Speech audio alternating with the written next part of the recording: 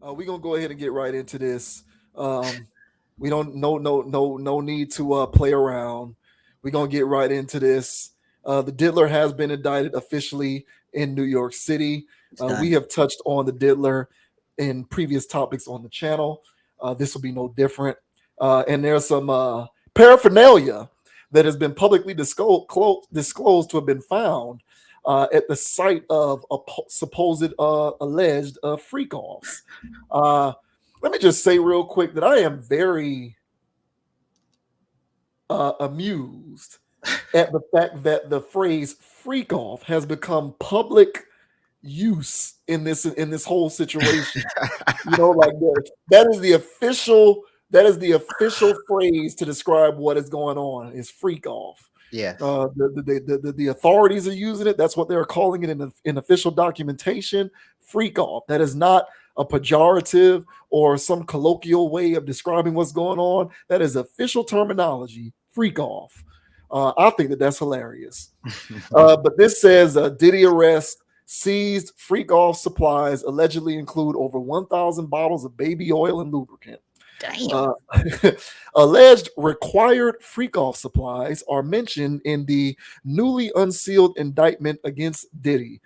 The Bad Boy Records founder was arrested in New York on Monday and has since been revealed to have been charged with racketeering conspiracy, sex trafficking, and transportation to engage in prostitution. The accompanying docs, available in full here via NBC News, detail the allegations against the 54-year-old artist and longtime industry mogul. Of note are several mentions of alleged freak offs, a phrase that should be familiar to those who have been following the lawsuits and allegations against Diddy over the past year. In Tuesday's unsealed indictment, these freak offs are described as being made possible through threats of force and coercion, allegedly on Diddy's part and others.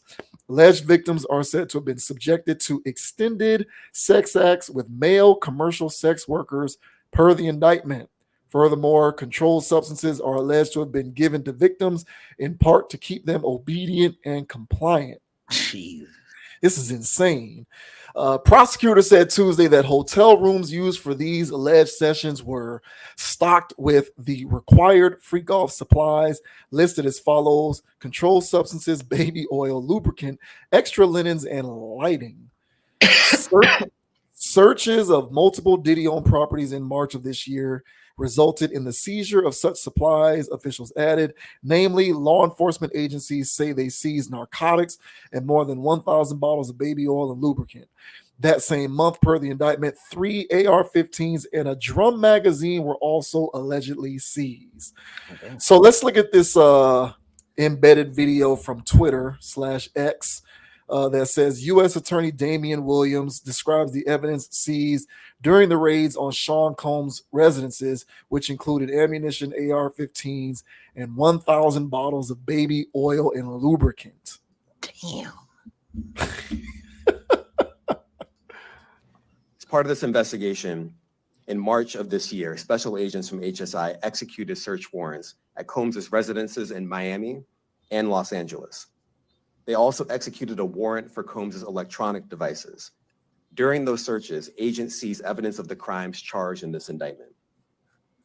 They seized firearms and ammunition, including 3 defaced AR-15s and a large capacity drum magazine. They also seized evidence of the freak-offs, electronic devices that contain images and videos of the freak-offs with multiple victims. Ooh. And they seized cases of the kinds of personal lubricant and baby oil that Combs' staff allegedly used to stock hotel rooms for the freak-offs, more than 1,000 bottles altogether. My goodness. In a statement to Complex on Monday, shortly after Diddy's initial arrest, but before the indictment was unsealed, Mark Agnifilo, an attorney for Diddy, said he and his client were disappointed by what they considered an unjust prosecution. According to Agnifilo, Diddy is an innocent man with nothing to hide. And of course, he would say that. So, what do you make of the indictment and the situation surrounding today's news, man, and the arrest. It's been a long time coming, man. It was a celebration for me. Once I heard that bro got roped off. Um, but the 1,000 bottles of lube and baby oil. Now, when I heard that, because I was listening to somebody stream this situation, they were reading the indictment stuff, and when they got to the baby oil and lube situation, I was like, this guy. I mean, there was another thing in there too, where they was like people had to get supplied with IVs. They had IVs on deck Yeah. for the dehydrated because the freak offs will go on for days on end. Listen, man. You know what I'm saying? I think I can speak for a lot of people when I say this. That a lot of us like sex. But I don't know if if we like sex to the point to we're actually dehydrated and need IVs to continue with life. I guess to continue to freak off. This the type of demon time required to do that over and over again. You got to be on some different level of sick, man. And then, of course, the other stuff that's on top. That's just the stuff that people, if you just want to keep it on sex, like if this was just all above board sex, no trafficking and nothing like that and whatever, and you're having freak offs to the point where you need IVs, you're having sex for days on end. What is your life about? So then once you throw in all this other stuff, man, of course, it's just madness. 50 had a good joke about this, you know what I'm saying? Making fun of the 1,000 bottles of lube and baby oil. And at this point, man, if somebody is ordering that much lube, they need to be investigated. If you don't own, a born distribution agency, and you got that much lube and baby oil, I think that should spark some type of red flag in an investigation. Uh, coming from this thing. Last thing I'll mention, also, man, the ARs with serials scratched off. That can't be good either. So this guy's looking at life. I would say he's already 50. What four the article says. The feds got everything they need. They said videos, pictures of the freak off. It's a wrap for this dude. So yeah, man. To me, I think that this was long overdue. His impact in the culture wasn't as strong as it was in the late 90s, early 2000s, as but he was still out here being a voice and a pundit, and I'm glad that has been erased. So I'm glad that he's gone, and from having a voice to our people, and anybody that's out there defending him, now they can go away and hide under a rock. So I'm glad that this stuff has hit the apex that it has. So the trial's going to be very interesting. We'll see how that goes. But what are your thoughts, sir, on the diddler getting busted with thousands of bottles of baby oil and lube? What are your thoughts? Yeah. To to bring it into a historical perspective, this guy's like Caligula. You ever Yeah. learn about Caligula? Yeah. That's what he yes, he, he sounds like the modern day Caligula. That's what people like him and Jeffrey Epstein, Yeah. they are modern day Caligulas. Yes. Just the complete and utter personification of just senseless debauchery. Yeah. And those people do not deserve to operate in regular society. Agreed. Yeah, I don't really have much to add on to what you said. My thoughts on this go to enablers, like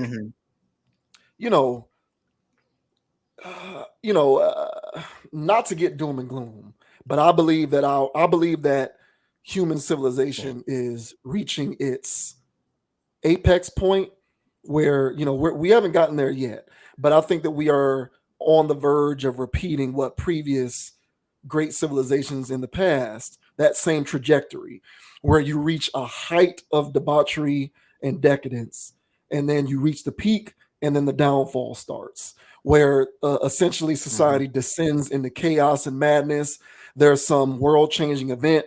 A lot of the population gets wiped out and given a chance to start anew. Um, I believe that we are on the path towards that happening. Now, having said that, I do think that there is a way to stave this off.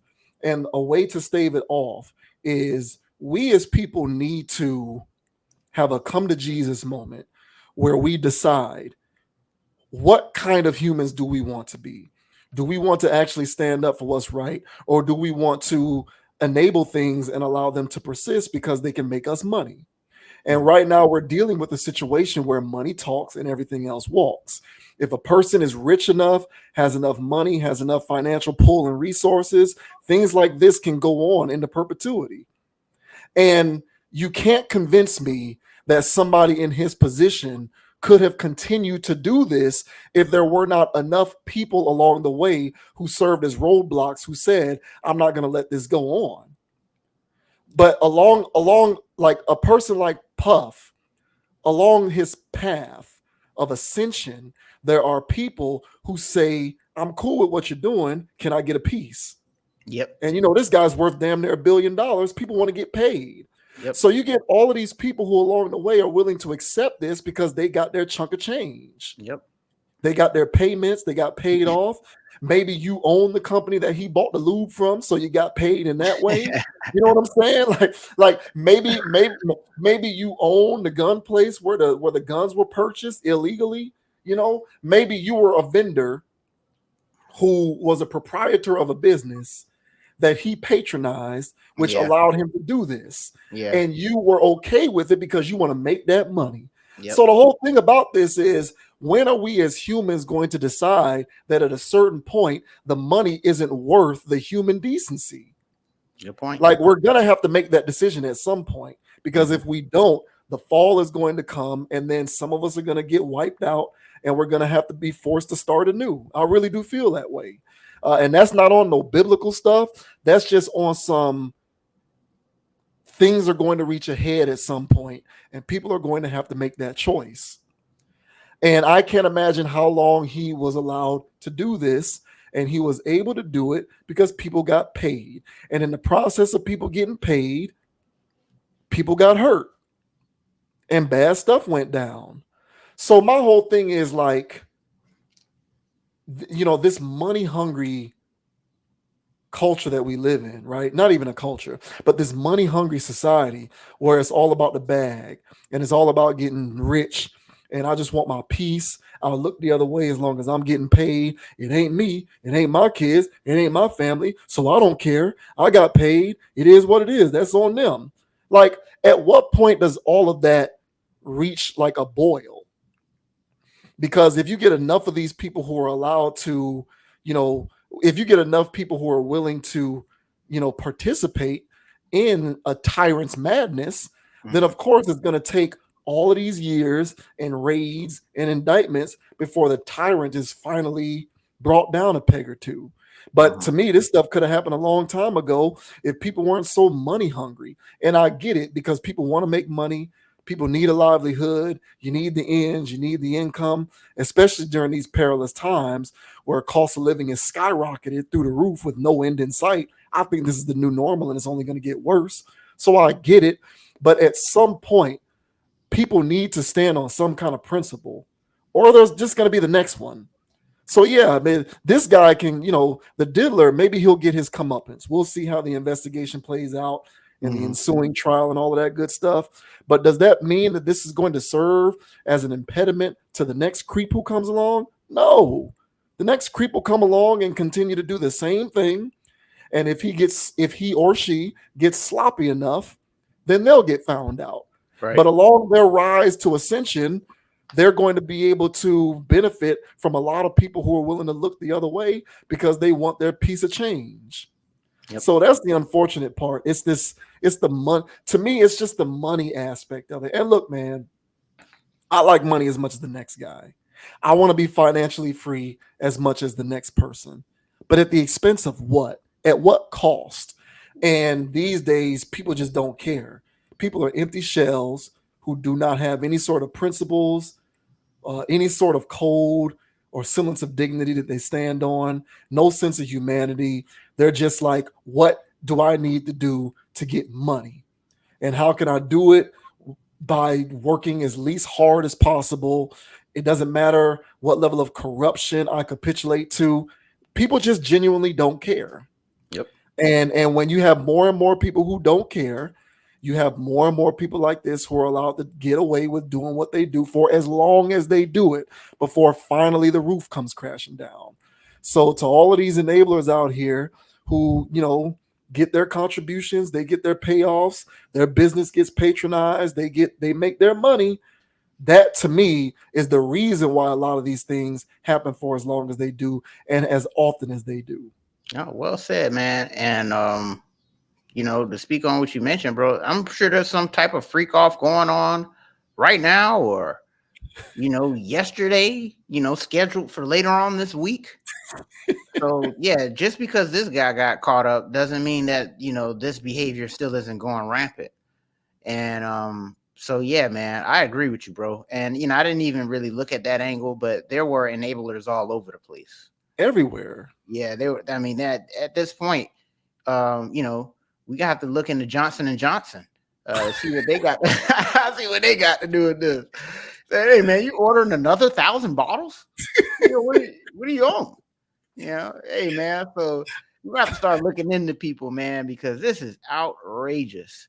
So, but yeah, as I mentioned, man, I'm glad he's off the streets at least. I'm glad his credibility is at least enough tainted so people don't take what he says gospel no more, because that used to piss me off. The people used to listen to this person. So at least his opinion is frowned upon at this point. So I'm glad at least all of that's happened. So yeah, as you mentioned, man, we'll see what happens. Some wild stuff done happened before out here in these streets. So we'll see how this whole trial plays out. But as of now, I am glad that there is some type of justice being served. I'll say that. Yeah. We got, it's going to be people who suggest that I'm saying that I'm trying to minimize or downplay the importance of money. I'm not doing that.